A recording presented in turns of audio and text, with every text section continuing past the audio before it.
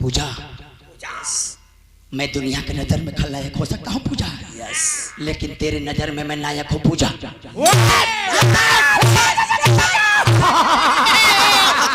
मैं गरीब घर में जन्म लिया हूँ, नहीं तो मैं छापरा जिला में जन्म लिया रहता तो आज खेसारी लाल यादव जी के जगह पर गुड्डू हलचल यादव होता। दोनों भैया एक में पंडित जी बहुत अपने आप के राजा बने थे। ये जदुवंशी के देन है, सब भीखे मांगित रहते हैं, दे दे मैया दे दे बहिनी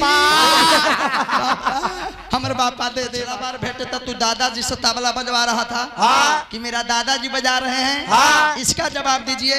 अबरी पोता के लेके आ गया है, अबरी उठिए न तो मेहरारू के लेके आ जी है, ओकर जवाब। अरे पहला बार ले तो दादा के लिए अबरी बार का तो नाती के लिए पोता के। ए बाबू देखो तोहनी के पूरा खानदान भल लगी बनू है, पूरा कहतनी खानदान भ तो लहरी के एगो है केनहू से कबार निकल कुछ काहे गायकी के मार करी ले। पांच गो कोने के डरमा कर दबो, पांच गो अहिर अहिर कहि दबो, बाकी काला में जो खाए लगबो तो ओ दिन पालरा पतारा के लहरी हलू कर दी है। फिर कहो कि मैं गरीब घर में जन्म लिया हूँ, नहीं तो मैं छापरा जिला में जन्म लिया रहता तो आज खेसारी लाल यादव जी के जगह पर गुड्डू हलचल यादव होता। दोनों भैया एक के मेल में रहती। हमारा बाप बाड़े आ एह बेवकूफ के बापे नहीं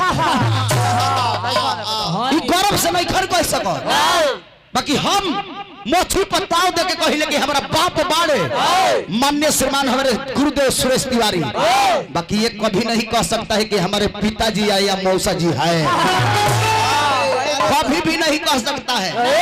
तरह के हम छपरा के रहती नु तो खेसारी के जगह पर हम रहती। अच्छा खेसारी के चौड़ी खंघार के मिली, खेसारी के क्वालिटी का बा वो अजुओ गाती है तो तेरा 7 जन्म ले लो तरह से ना हुई और फरमाई होता के चीज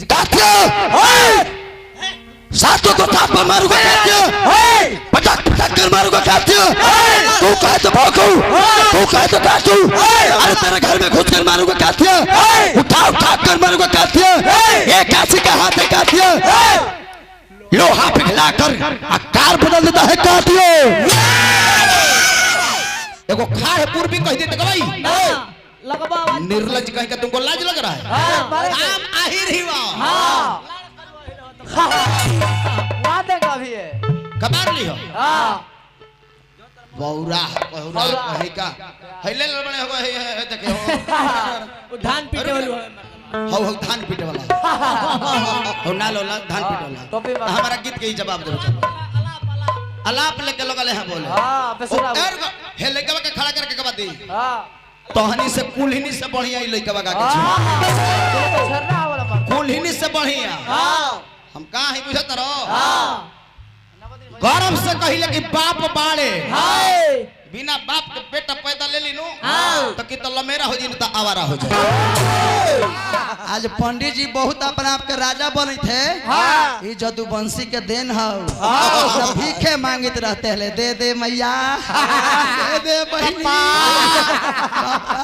हमारे बापा दे दे बापा कितना कॉपी कर हिंदी सिनेमा के हीरो संजय दत्त। संजय दत्त कैसे चलता है और कैसे बोलता है, फिर होलिया में आ जाएंगे हम। अभी चैत में जा रहा है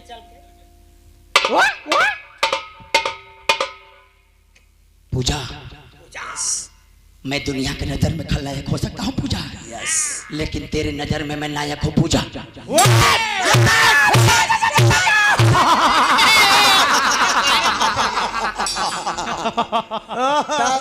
दूसर का सुनो, 16 फिल्म में के फरदीन खान। मैंने गब्बर को बहुत माना किया था, लेकिन वो बसंती के चलते साला दारू पीकर छत पर से कूद गया। राजकुमार गेंदा स्वामी, ये जो तुम खेल खेल रहे हो मैं उस दिन से खेलता हूँ जिस दिन से तेरे बाप दादाओं ने बाल और दाढ़ी बनाया करता था। लालू प्रसाद यादव। देखिएगा देखिए ए बुढ़बा, बिजली आई बिजली गई, अरे मोदी जी बढ़िया से बोलिए नहीं तो नशवा फाट जाएगा। लागल झुलनिया में ढाका बलम कलकत्ता में गए आहिर फूटे वाला है। अरे आहिर का भैंस नहीं पटकता, ठकुरा पटक देगा।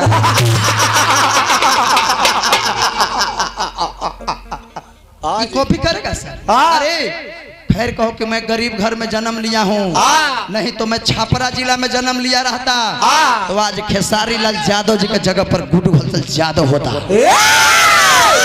दोनों भैया एक के मेल में रहती। और बहुत जल्द भैया, मैं बड़ाई नहीं कर रहा हूँ, बहुत जल्द कपिल शर्मा के शो में बुलाहटा आया है। बहुत जल्द मैं बम्बई जाने वाला हूँ, बहुत जल्द। बबुआ घंटा डोलावित रही है, पोस्टर बड़े बड़े लगता है। अरे गुड्डू भाई साला टिकट भी नहीं मिलेगा रे।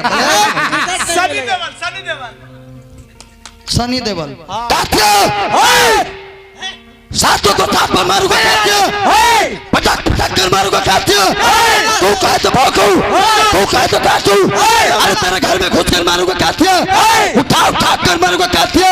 ये काशी का हाथ है कातिया, लोहा पिघला कर आकार बदल देता है कातिया। सातों जन्म में न होई रे बउआ। बिहार के मुख्यमंत्री नीतीश कुमार जी कैसे बोलते हैं भैया जी? थोड़ा समय इधर उधर होगा तो ध्यान दीजिएगा। बिहार के मुख्यमंत्री सब चढ़ा दिया। बिहार के मुख्यमंत्री नीतीश कुमार कैसे बोलते हैं? कैसे? कोई भी चश्मा है का उजला चाहे कोई भी? हाँ नियामुद्दीन भी है। मांगो हो चश्मा, मांगो पावर वाला। चल सुन देख, कॉपी करी है ऐसा मुड़िया डोलावित है। अरे जवाब मत मांग हमरा से तोरा भी। अरे एक बातों देखबो अभी कलकारी तोरा सुगा बना देबो, आदमी से सुगा हम बनावही।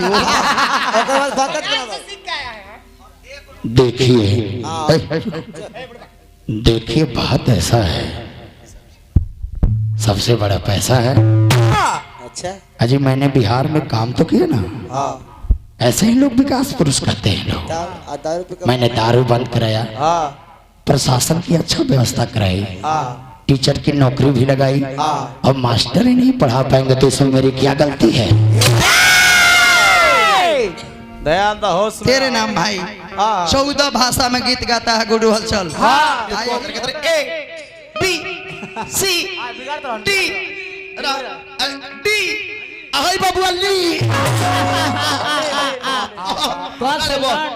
ए बेली रह कमजोर लइका पूरा खानदान भके ना कोनी पिटाव देला। ई बेवकूफ अतना हो आ चतुर उतना हो कि अपने तो पिटात बोलले बा, चाहता कि हमारा मौगियों के तनी मार दे। बेली एकारा का मारब 6 महीना वाला आ तारा का मार दे 9 महीना। मारेंगे वही ना फट जाएगा। जादू जी चोली खोले ले ना, कथी खोले ले ना, उनका डाले का मन करी केहू के बोले के हिम्मत बा। एगो स्केल घटाओ फिर फगुआ सुनाओ तनी। फगुआ शशि भैया ऐसा सुनाई ना कोने के लमेरा हमें खानदान भसई का ना हुई ना। तब लगाओ फगुआ के देखो लहर का होला। पवन सिंह ई गइले ता विष्णु बाबा होई गाती हले, गुड्डू रंगीला होई गाती हले। अरे बोकावा ते का गोले ते अपन दिखाऊ ना। आय हाय हाय ई लइका बजाई होना लइका के सट। हम मेहरारू के आगा को के लड़ाई ना लड़ी।